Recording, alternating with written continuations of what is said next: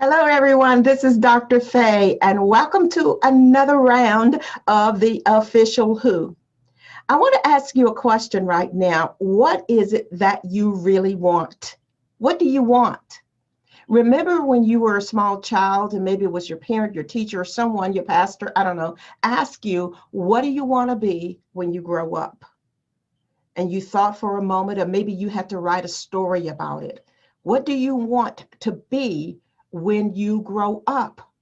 Some of you said a fireman or a police officer, a lawyer, a doctor, whatever it was that ignited you, that inspired you, that you thought was a hero at that time. And that's what you said. That's what you wrote about. That's what your stories were about. And maybe those stories changed over time, like mine did many times over. Change. What do you want to be when you grow up? The reason I ask you that question is because many of us have not thought about it since. What do we want to be? Do we get to choose what we want to be? Well, of course we can. Do we get to choose what we want to do in this life? Of course we do.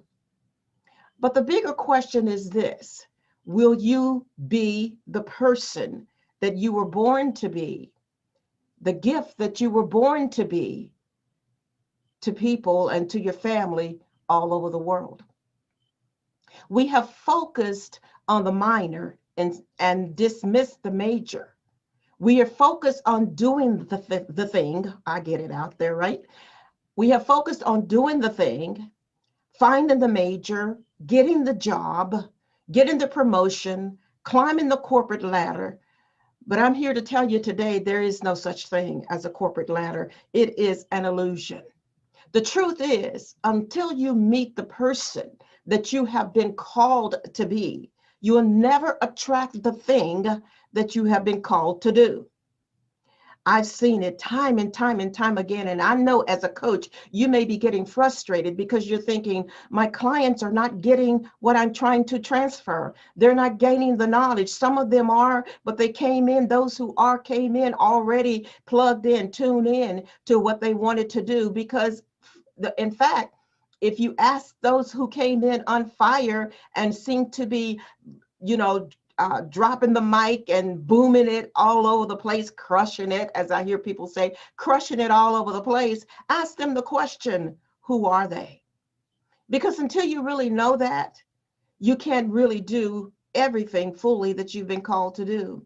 Because what you do really are called to do, your destiny, your purpose, all of these books and articles and programs that we have seen barraged throughout the atmosphere, the social atmosphere, like a traffic jam on an 8-lane highway. We've seen it time and time again. The buzzwords, crushing it, getting unstuck, all of these things, yet people still remain stuck. And coaches are becoming frustrated and wondering, how can I help people get out of this? Ladies and gentlemen, my fellow coaches, my colleagues, peers, and pastors, let me tell you, there's only one answer. There's only one answer, is that everyone must come to the place that they realize they really don't know who they are. Because the answers lie in the who. Jesus said we would know truth, and truth would make us free. When people are still in bondage and we're still having to teach people how to get unstuck, that's bondage. Those are shackles that still need to be broken. Why are they there? They are there because someone said to us, what do you want to be when you grow up? Instead of, who are you? Who did you come to be? Who were you born to be? What is your true calling? Because that is attached to your who.